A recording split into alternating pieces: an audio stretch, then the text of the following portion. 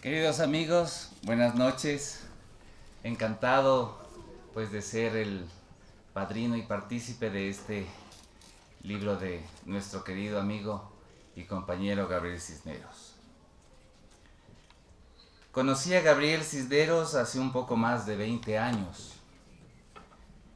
Era Quito, una época que disfrutábamos de aquello a lo que Joan Manuel Serrat se refiere como el alma de media suela. Es decir, éramos jóvenes veinteañeros, aspirantes de poetas que queríamos cambiar el mundo sin sentir que el mundo iba a hacer sus cambios por nuestros caminos y nuestras pieles. En 1994 nos reunimos en Quito en el marco de las primeras jornadas poéticas Nueva Generación, evento que inventé y que consiguió reunir a casi todos los poetas ya cuarentones en este tiempo en nuestro país. Gabriel y yo, además de coincidir en estos menesteres versales, fuimos haciéndonos lo que ahora se denomina con cierta pompa y cierta pena también, gestores culturales. Él, con más éxito que yo, era un asiduo y entusiasta trabajador de la Casa de la Cultura Núcleo de Chimborazo. Generoso como es, siempre ponía su casa, y también la de la cultura, a las órdenes de todos los poetas cómplices para que vayamos a Riobamba a romper el silencio. Y así se hacía, siempre. Lo que era Made in Quito, originalmente, terminaba siendo Made in Riobamba. Replicábamos muchas cosas y fuimos, hasta ahora y hasta siempre, grandes amigos. De asistente agencioso de la Casa de la Cultura de Chimborazo, pasó a ser uno de los más queridos y recordados presidentes de su núcleo provincial. Poco a poco Gabriel fue creciendo. Cabe anotar que su tamaño físico es paralelo a su generoso corazón. En experiencia, sus versos iban saliendo en sendos poemarios, siempre ligado a un espíritu que registra su voz poética en una suerte de erotismo filosófico, por decirlo de alguna manera. Una vez, ya en el cargo de vicepresidente de la Casa de la Cultura, el poeta nos dio una lección extraordinaria. Comenzó a escribir pantagruélicamente muchos poemas en su muro de Facebook. En medio de su ajetreada vida de burócrata cultural y hacedor real de la cultura, que no es lo mismo, pertenecemos los dos a una generación donde todo lo que queremos hacer, lo hacemos. Nos gusta que la cosecha no sea hablada, sino que se deje notar con los canastos llenos.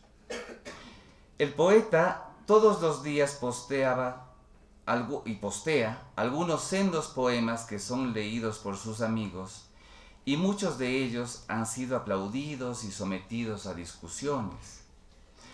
A la gente le preocupa el lenguaje erótico que maneja Gabriel. Hay todavía visos de escándalo que me parece tan saludable para la poesía. De la poesía no se debería parar de hablar nunca.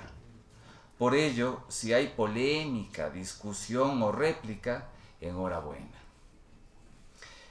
El poeta Gabriel Cisneros, fiel seguidor de Alfonso Chávez, un poeta al que hay que volverlo a sacar brillo en su generación y en la literatura en general, siempre estuvo sujeto a una visión de reconocer la belleza desde una perspectiva erolingüística, es decir, a través del uso de metáforas creacionistas a la forma guidobreana, pero dividida en partes, la cosa representada en varias formas y varias veces como si fuera el cuerpo del terrible monstruo del doctor Frankenstein.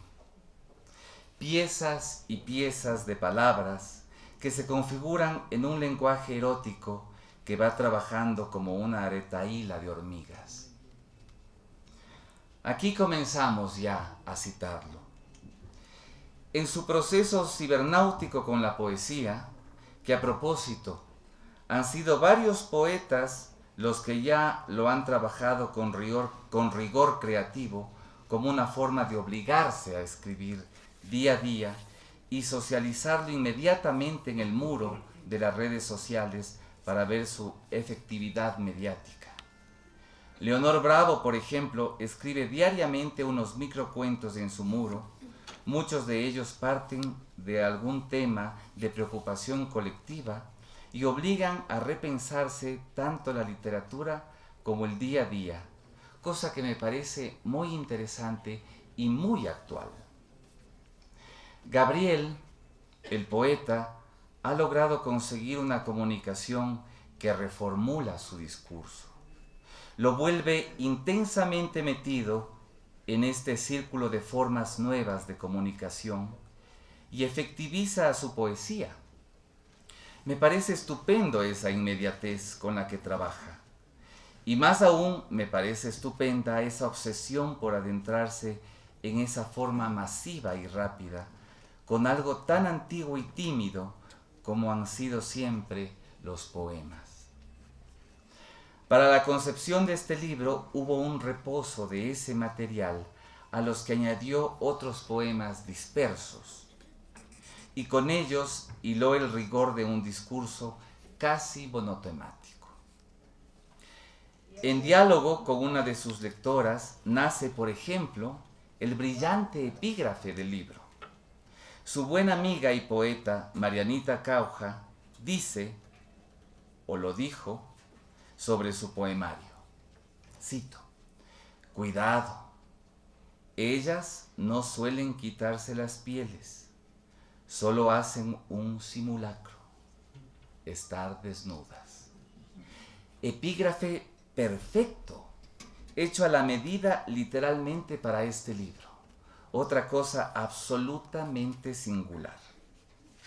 Luego, el libro va amplificando su discurso en medio de un dolor erótico, de un dolor frente a la belleza. El poeta nos dice, lo cito: te hice con esos versos que al no poder tocarte cayeron enfermos.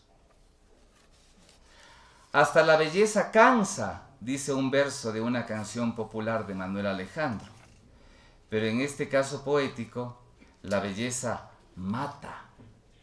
Es la muerte de un poseído por los infiernos de la piel.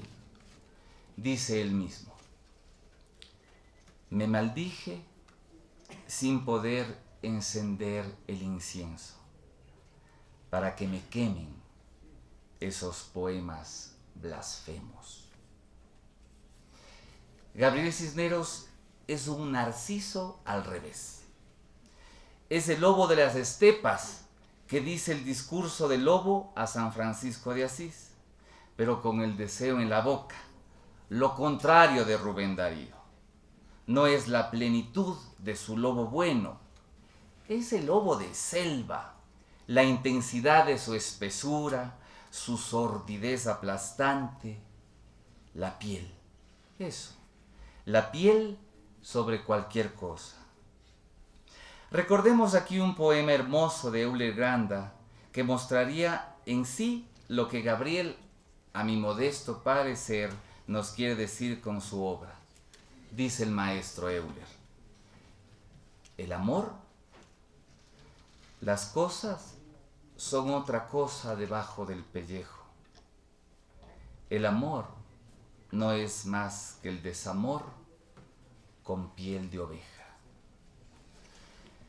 La contemplación sobre cualquier tipo de sentimiento es sólo el deseo y las formas sobre las otras armonías sentimentales. Entonces, no son poemas de amor, son mapas de inusitados cuerpos que van pasando por entre el tamiz de la reflexión y la belleza no gratuita. poesía de autor, como el cine de autor. La belleza que se expande en figuras y que no necesita más concepto que su propio peso semántico.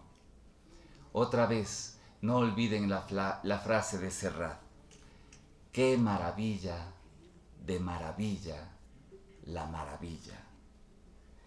No hay canción que cante a la maravilla. Así es la confirmación de un verso que soporte una voz poética derrotada en medio de la terrible belleza.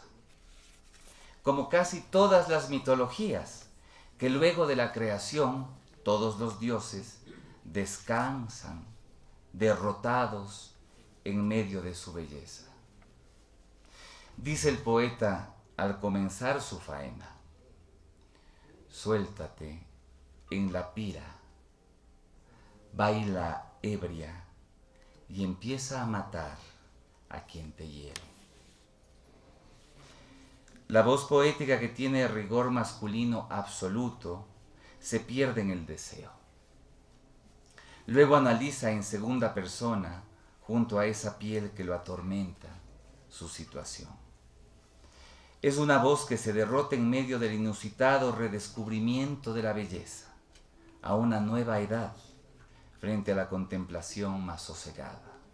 Lo cito: el camino a tus ojos habla de las veces que he muerto sin tenerte. Es decir, como era en el modernismo, el poeta se deja vencer por la belleza femenina y entonces, desposeído, canta a gritos, a dolor en pecho, su desgarramiento. Otra cita: mi cuerpo, gota de sangre, sin esperanza de otro día.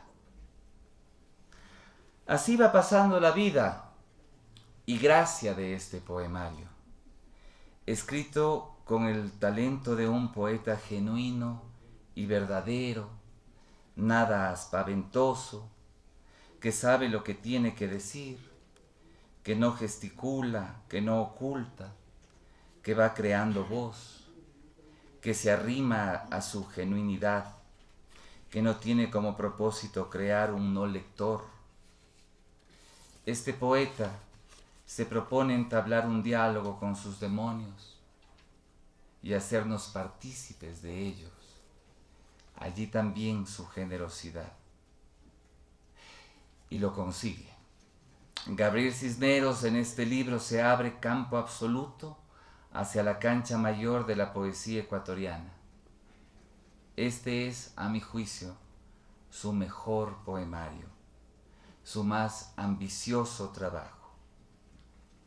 Y con él tendrá firme el camino pedregoso, envidioso y formidable de vivir en medio de la poesía. Es decir, casi no vivir, sino revivir para mal suyo, pero para bien nuestro o del futuro.